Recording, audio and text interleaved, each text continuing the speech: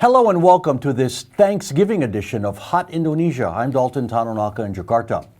In the U.S., Thanksgiving is a time to appreciate what you have and those who matter in your life. With my co-hosts Millie Lukito and Linda Ibrahim, we've been blessed with stories that everyone should be thankful for. And in that spirit, we begin by thanking the stars for dreams beyond earthly matters. America's space agency has its sights set again on the moon. It will launch a mission with an unmanned capsule in preparation for future flights with astronauts aboard.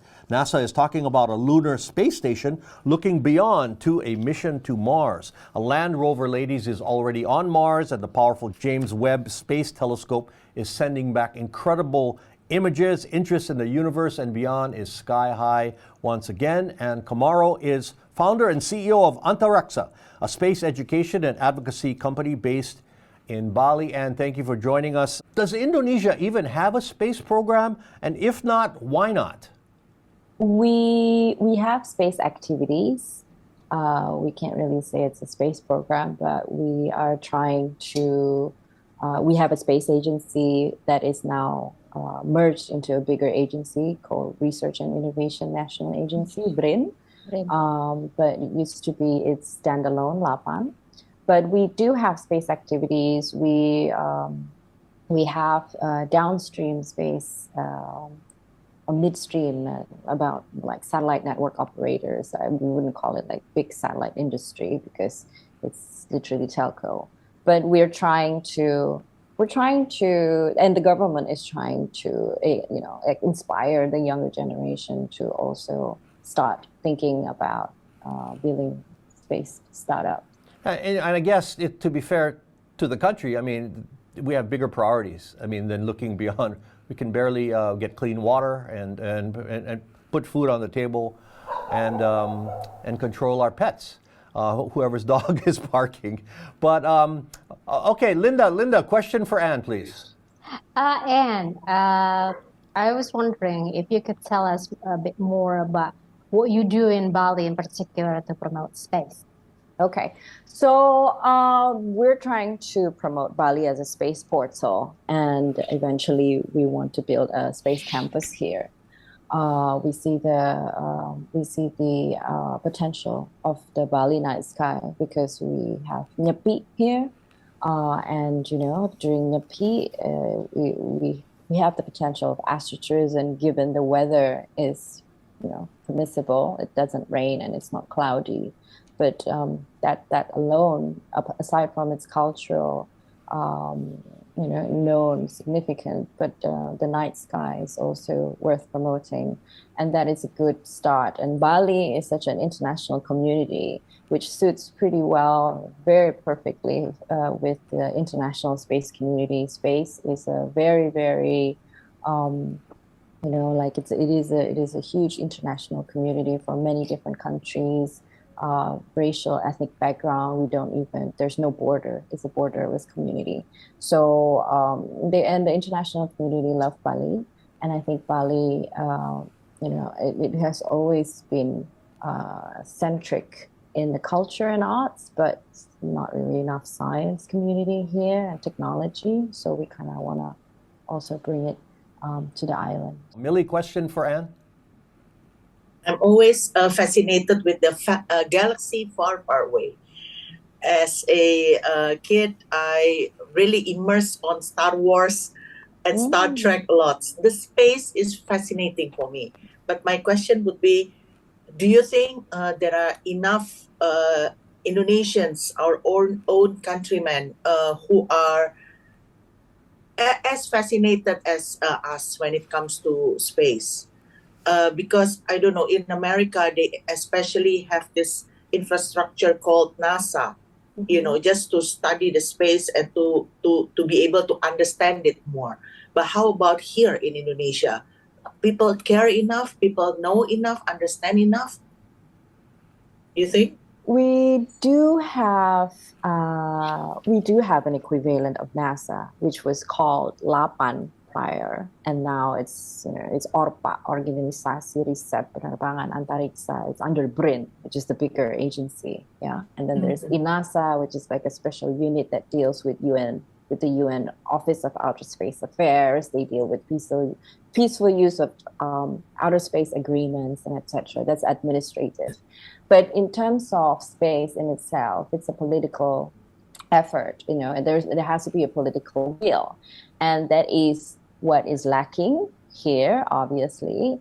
But it's also the space industry is changing the game to what it's called new space, where it's not just government. Actually, a lot of it is private sector. So we can't really sort of corner the government in terms of, obviously the biggest budget would have to come from the government, but we also question the private sector, the entrepreneurs, the conglomerates who are interested or who are willing to support such startups, who are willing to support to ignite the space industry here in Indonesia, because it's no longer a government thing. But Well, yeah, and I mean, sure, you got Elon Musk, you got SpaceX, you got other entrepreneurs funding their own private tourist astronauts in space. Why couldn't they do it here? And being close to the equator, it's ideal for launches, as we know. When I was a kid, I wanted to be two things: a baseball player or an astronaut, right? And I applied for the journalist. Yeah, I applied for the journalist in space program, and then the Challenger incident killed that. But let me ask you, last question to wrap up, Anne. With the huge global interest in space in general at the moment around the world, when will Indonesia see its first astronaut? I can't tell. But 5 years? 10 years? We don't. Well, the country doesn't have an astronaut program. So astronauts are usually sent by the country, okay, to represent that country, and also ambassador of humanity. Indonesia doesn't have an astronaut program, but now that private companies are having their space tourism, like commercial products for suborbital, you can actually be an astronaut. And next year, well, there's a competition that we are also affiliated with. It's called Space Hero, and that's basically everyone around the world above the age of 18. They can participate in this competition and maybe win a ticket to go to the International Space Station. Dalton, if I may add, we actually had a lady, a scientist, Indonesian scientist, picked to join the NASA program. That was back in the 80s. Her name was Dr. Pratiwi Sudarmono. Yes. But she never got to go because I think her program was later canceled. She was supposed to go after Challenger. You remember after Challenger blew up and they sort of like froze the entire program. And I think her program was one of those that got shut down after Challenger. Oh, I didn't know that, and that is a good point. She's still alive. She's still alive. Dr. Okay. Pratiwi Sudarmono. I don't know what her PhD was for. It's not, but well, it's a point of pride too. Besides being a scientific achievement, I mean, countries love to say that we have a man or woman in space, and hopefully it'll come someday soon for Indonesia. Anne Kamaro, founder CEO of Antarexa, thank you very much for your time from Bali today. Thank you for inviting me. Hot Indo will continue shortly, giving thanks for post-pandemic love.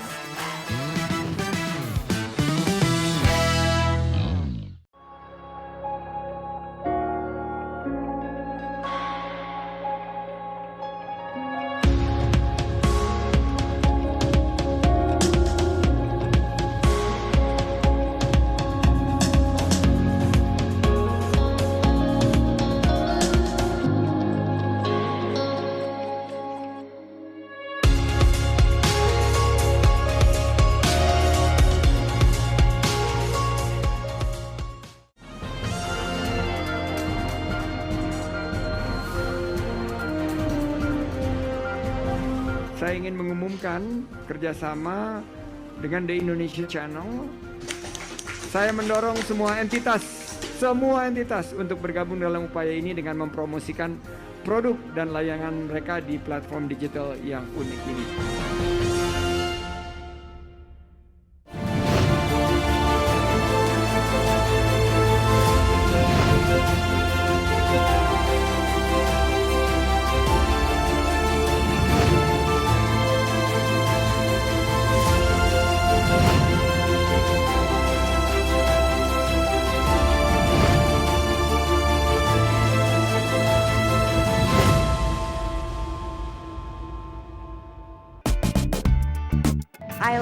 Indonesia. I love the food. Yummy. Wow. I'm gonna hunt for ingredients. Now I'm ready to cook. Let's go to the kitchen. It's done. Let's meet to eat. Foodiepedia on the Indonesia Channel.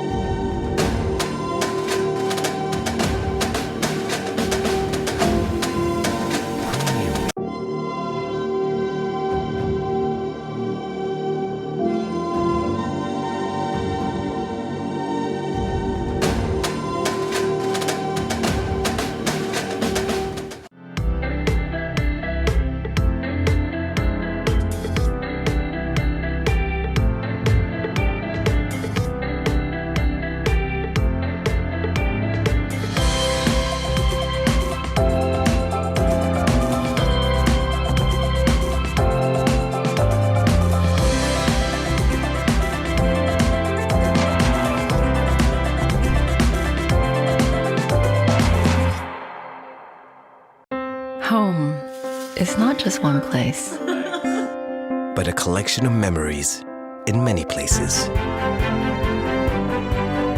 it's where conversations create connections. And where seasons change, but not a moment is wasted. Because it's where we live.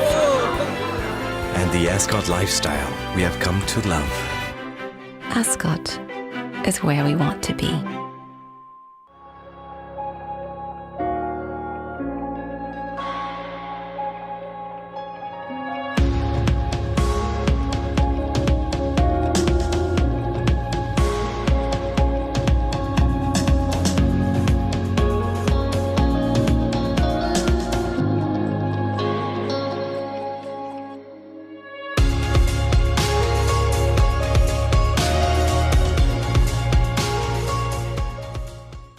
Hi, I'm Rory He. You're watching the Indonesia Channel, the home of good sport.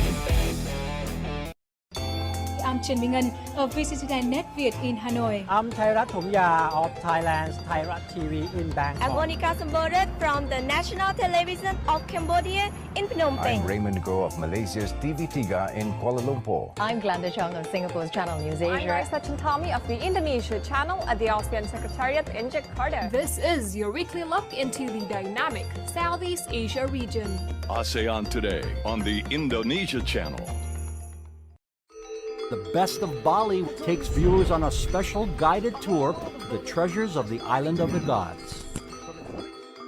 Well, the romantic dinner is beautiful. The Best of Bali, only on the Indonesia Channel.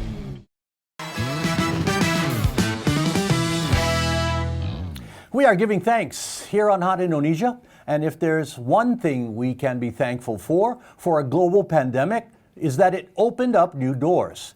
Online video meetings help business tremendously, and it also helped boost the dating game. Guest co-host Andrea Gunawan joined us for a look at post-pandemic love.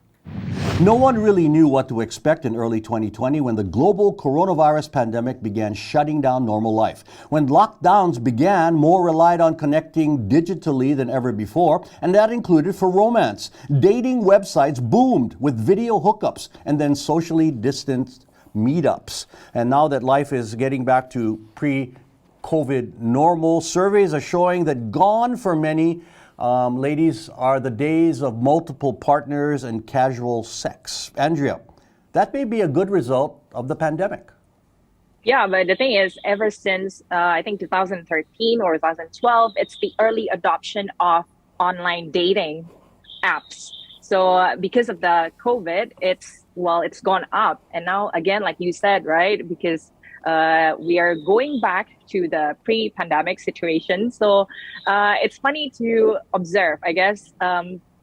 Usually, it's not usual, but normally we would ask for STI test results before meeting up. But now it includes antigen tests results. Andrea, on your dates, you would ask for tests from a doctor? Oh yeah, for sure. It's to make sure that we're all clear, right? You're talking about STI or COVID. Yeah, no, the sexually transmitted thing. I mean, okay, that's pretty strict. You wouldn't expect that from Andrea, did ya? But so now the medical Andrea. seriously, the medical aspects of this from COVID has helped people maybe keep more healthy now in their relationships, Or at least more cautious in the way of interacting. Because otherwise you would have to explain, right? Oh, I got COVID. Why? Where did you go? Who did you meet up with? and COVID's the least of our worries when you meet up for casual stuff. Okay, now the website Match.com found that more than half of all single people surveyed now prefer what they called intentional dating, meaning looking for commitment from the start. Linda, do you think this is a temporary trend, kind of blowback from COVID, or a permanent change?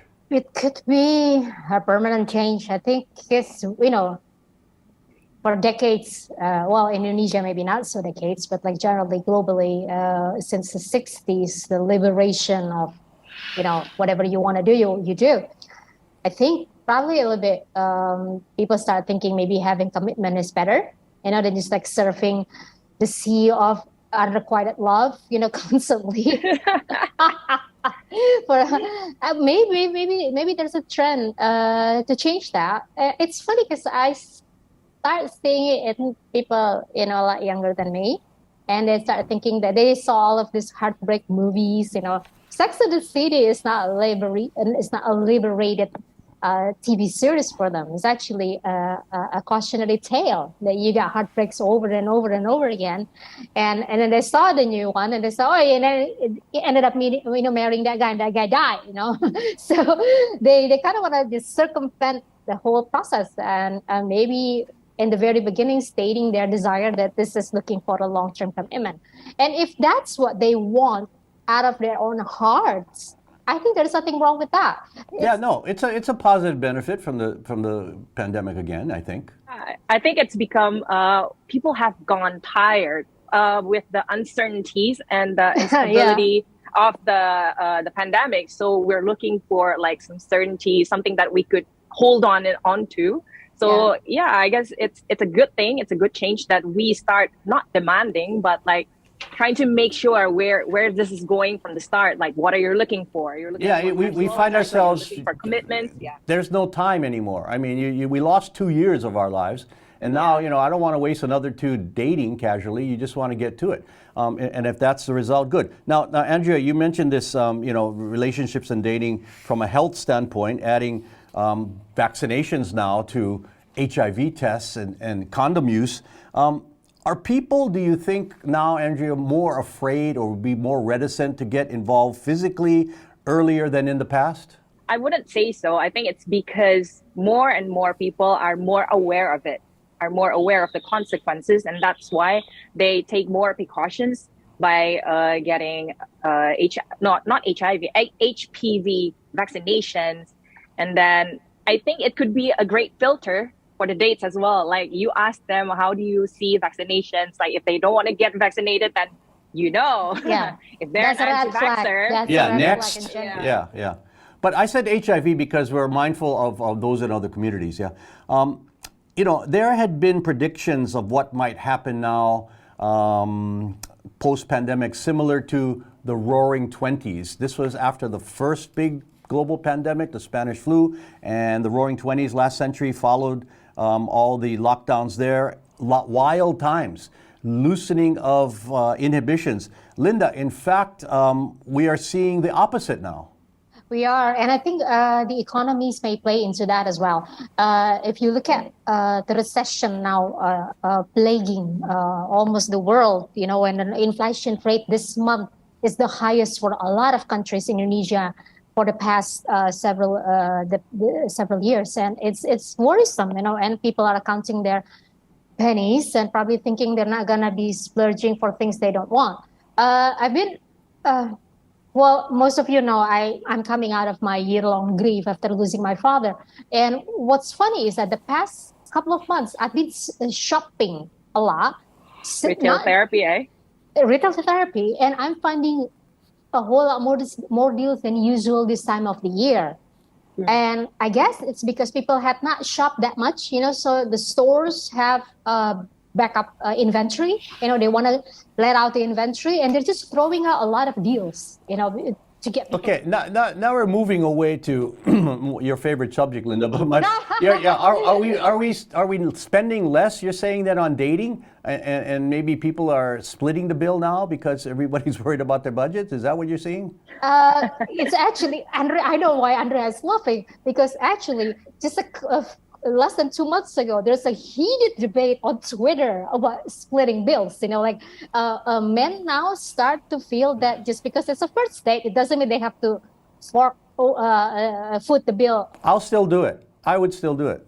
I know you would, and chivalry is not dead after all, eh? Thank you, I Andrea. still expect first dates men pay. That's me personally, but you would not believe, this 20-year-old to get into a heated debate on Twitter about whether they should split the bill or not. And well, new generation, new thinking, and that's okay, whether it's budgetary or not. Now, last question, real quickly, Andrea. Do you think this trend toward online dating, internet websites for romance will continue as strong post-pandemic? Yes, I don't think it will die out anytime soon, because it's not like we have started coming up to people just to ask for the names, right? So online, it gives the barrier. Yeah, I which I used to do in the past, right? Hi, you look fabulous, which is not politically correct anymore, but anyway. I'm okay if men still do that to me. I say, oh, thank you. What can we say these days? Yeah, what can we say that's not troublesome? I mean, you're looking very healthy today. I don't know what. Huh? Yeah, I like your shoes. I find you really attractive. Can I? No, you can't say that, Andrea. You can't say you look very attractive, because that's not proper. That's not politically correct. Yeah. No, within professional environment, no. But if it's in a bar and a man walk up to me and say, "Hey, you look nice this evening," I'll say thank you. That's debatable these days. And I'm not saying I agree with it, but that's another subject, and let's talk about it next time. And we will. More Hot Indo is ahead. Why I'm thankful for my old school device.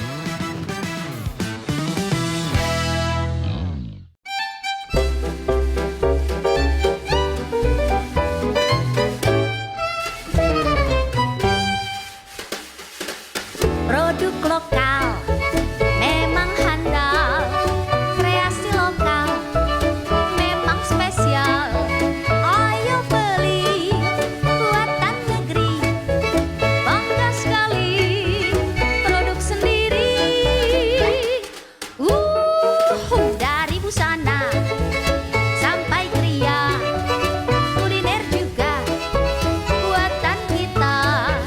Ayo beli kreatif lokal, marilah beli produk kreatif lokal.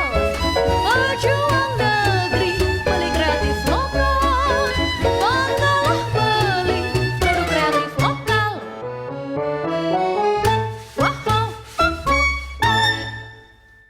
Hello, this is Anggun and you're watching the Indonesia channel, hot programs, cool people.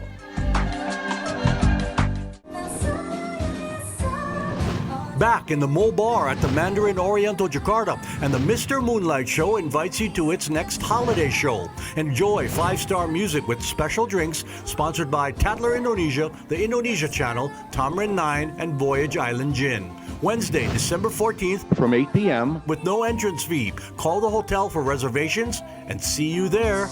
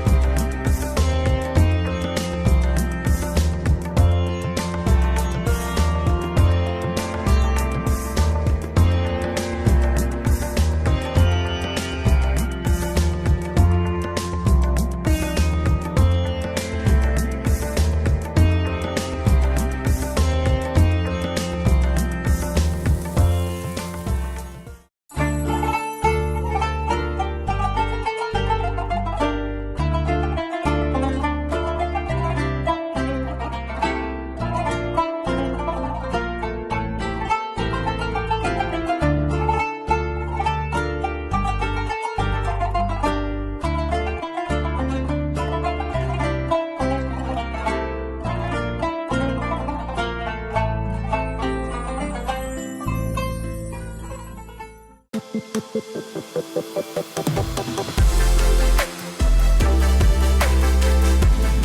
Caitlin Turner, and welcome to Yoga Bliss. Exhale, reaching down to triangle pose. Roll your knee out and up to the sky, breathing here. Yoga Bliss, only on the Indonesia Channel.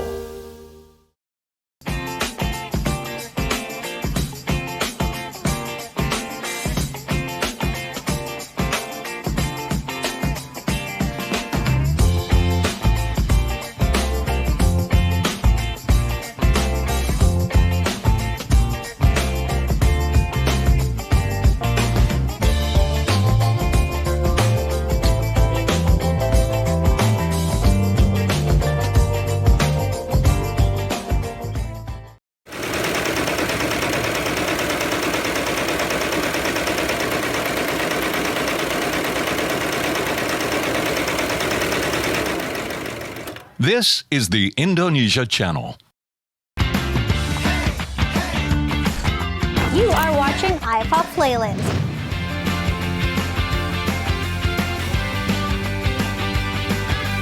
iPod on the Indonesia Channel.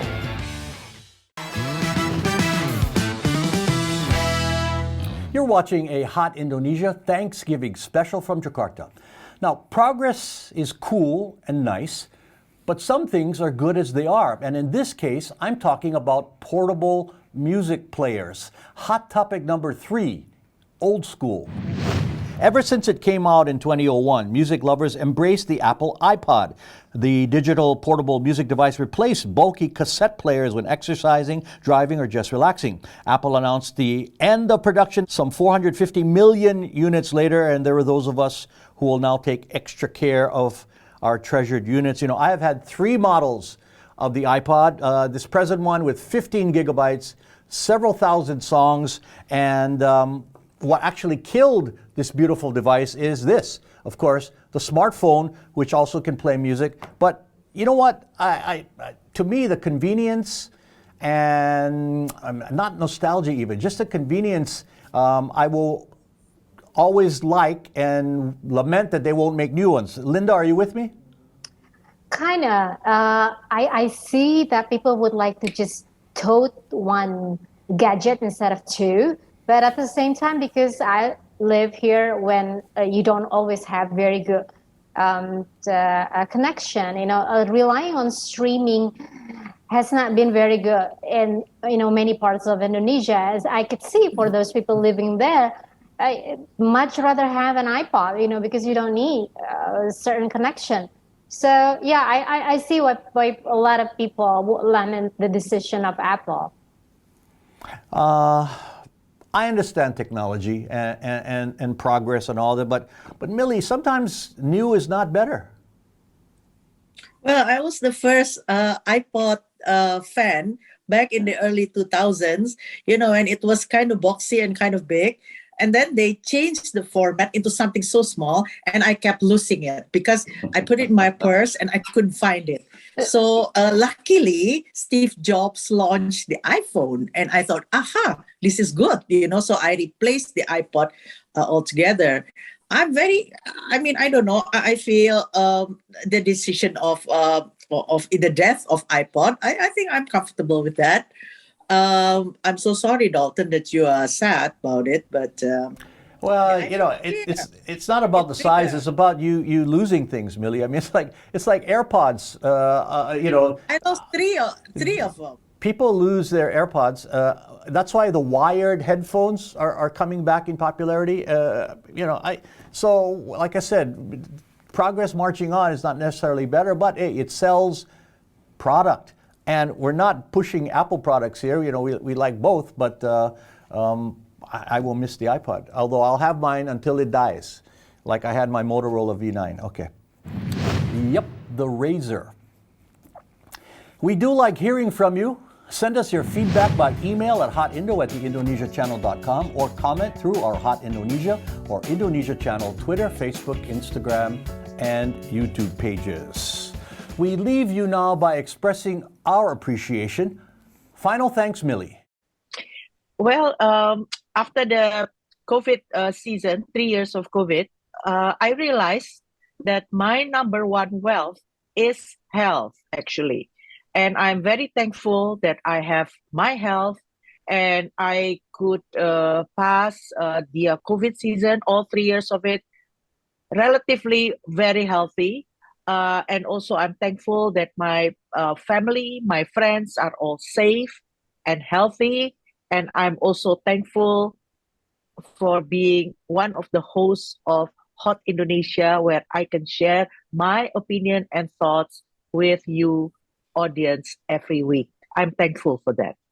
Final thanks, Linda. 2021 was very hard for me because I lost my father and I was in danger of losing my mom a couple of months after. So 2022, it's been a lot of blessings. You know, this guest spot at Hot Indo, the Indonesia channel, and I've got column in the Sunday Kompas and the Berita Melayu Singapore.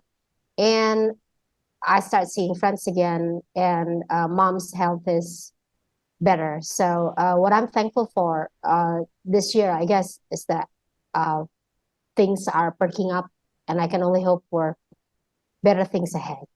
And my final thanks, terima kasih, to all the small business people in this country. I've been able to fix things like my large screen TV, my sofa, and even my golf shoes for a fraction of the cost and time than in other places I've lived. No need to buy new things as often here. And I really appreciate that. And that is our Hot Indonesia Thanksgiving special. For Millie Lukito and Linda Ibrahim, I'm Dalton Tanaraka. Thank you for watching. Please join us again next time.